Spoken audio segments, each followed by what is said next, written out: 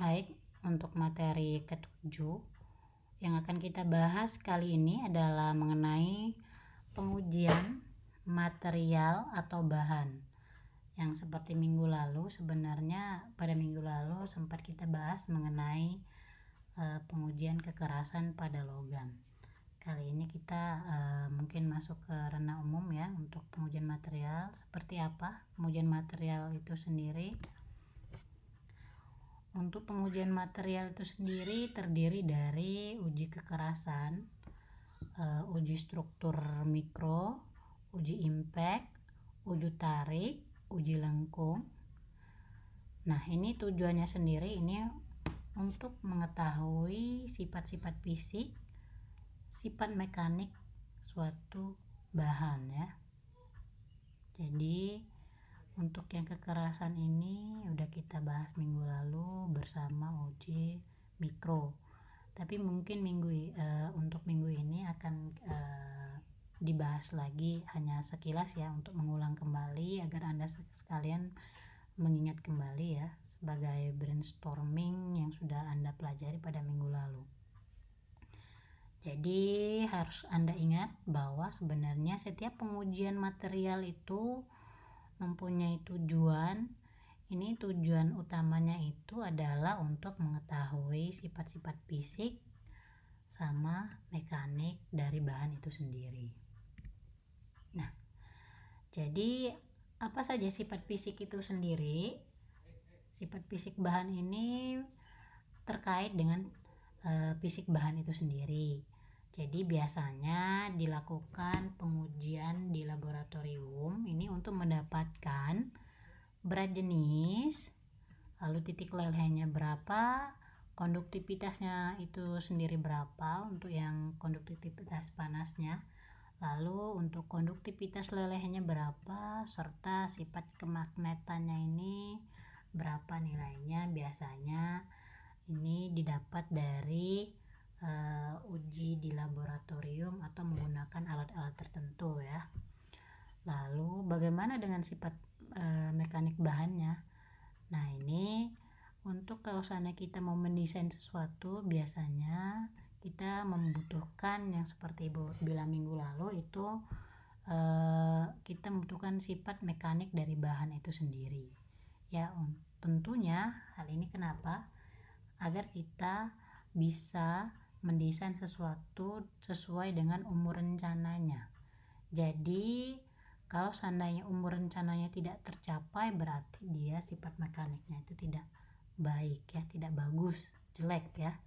Nah, hal ini bisa kita dapatkan dari pada saat kita memberikan pola pembebanan tertentu. Jadi nanti kemampuan dari bahan itu sendiri atau material itu sendiri seperti apa nanti ya. Jadi nanti ada beberapa hal yang akan kita ketahui, yaitu kekuatan, lalu kekerasannya itu berapa, kekenyalannya berapa, kekakuannya sampai nilai berapa, plastisitasnya bagaimana, ketangguhannya seperti apa, lalu tingkat kelelahannya pada saat dia terjadi fatigue itu pada beban berapa ya. Nah, untuk istilah ini sendiri yang harus Anda pahami, kekuatan itu biasanya ini dia menunjukkan kemampuan dari bahan ini sendiri pada saat dia menerima tegangan tanpa dia menyebabkan terjadinya patah. Jadi dia tanpa terjadinya patah pada saat dia menerima tegangan ya. Lalu bagaimana dengan kekerasan? Kekerasan ini berhubungan sama goresan, pengikisan, atau abrasi. Biasanya ini disebut dengan sifat tahan aus. Nah, ini kekerasan ini yang kalau seandainya kita temui dalam sehari-hari itu biasanya sekarang ini banyak penjualan contohnya nih untuk bahan-bahan misalnya nih yang kita sering kita temui untuk kita pas waktu kita makan menggunakan rice cooker tahan goresan atau untuk penggorengan. Terus mobil juga yang tahan terhadap goresan ya, maksudnya wear resistant ya. Lalu kekenyalan, elasticity. Ini kemampuan bahan dalam menerima tegangan tanpa mengakibatkan terjadinya perubahan bentuk. Nah, ini ya, elasticity, kenyal ya. Jadi pada saat dibebani dia memang terjadi deformasi. Tetapi pada saat kita kita tarik kembali, kita hilangkan, otomatis nanti dia balik lagi ke bentuk semula. Bagaimana dengan untuk yang stiffness, kekakuan? Ini dia, jadi pada saat dia menerima tegangan atau beban, ini tidak menyebabkan terjadinya perubahan bentuk. Dia kaku ya, kaku, terus defleksi. Ini sering kita jumpai kalau Anda misalnya menguji beton itu dia kaku ya sifatnya. Jadi pada saat dia menerima beban, dia mampu untuk menerima beban tekan, tetapi dia tidak mampu dalam menerima beban tarik. Nah, jadi kalau seandainya dia diberikan beban, dia akan terjadi retak, patah ya. Nah, biasanya untuk mengatasi itu makanya sekarang beton itu dia disatukan dengan tulangan, baja tulangan. Nah, baja tulangan itu nanti yang akan bisa menahan tarik.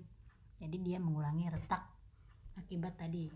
Ya, untuk yang karena dia kaku ini tadi ya, tapi dia tidak mengalami perubahan bentuk ya. Tidak terjadi defleksi. Lalu plastisitas ini.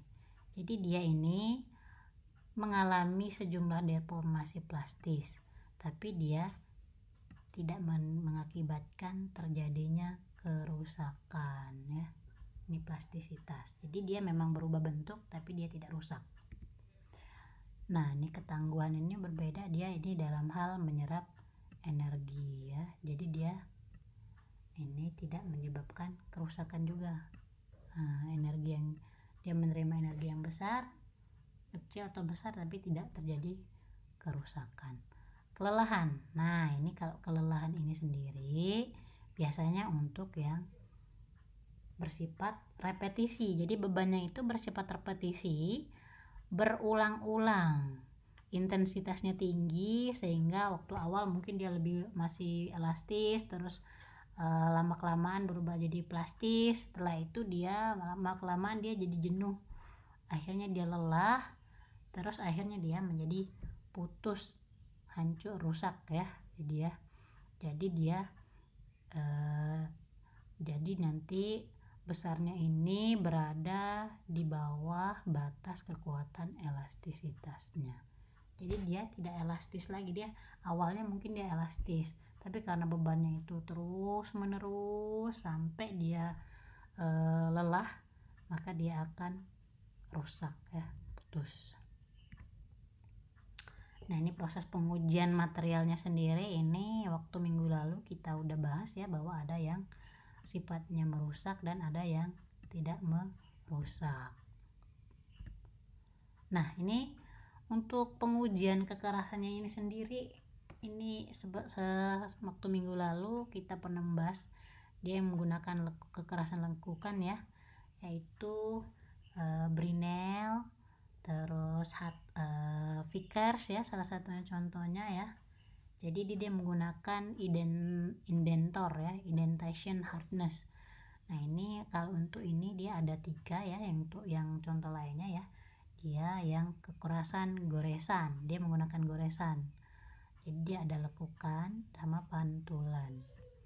Jadi pada saat digores ini nanti dinilai berapa kekerasan dari benda tersebut.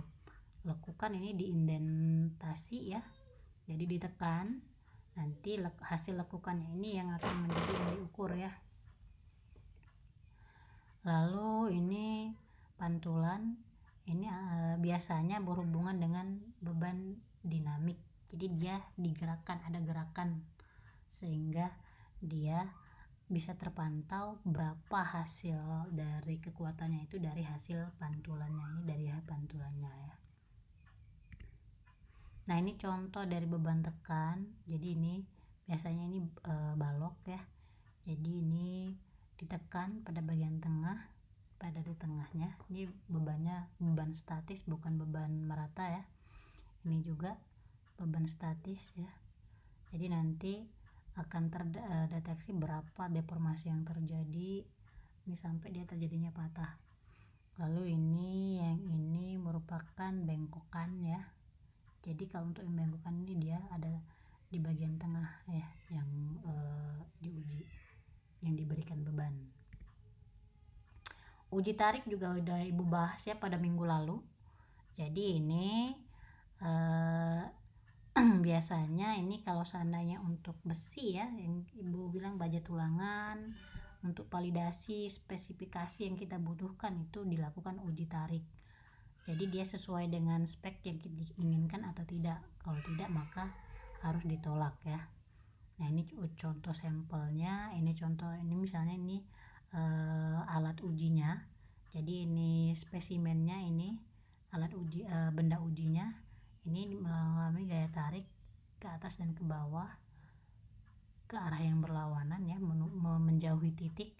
Jadi ini nanti akan terjadi perubahan panjang sampai dia mengalami putus.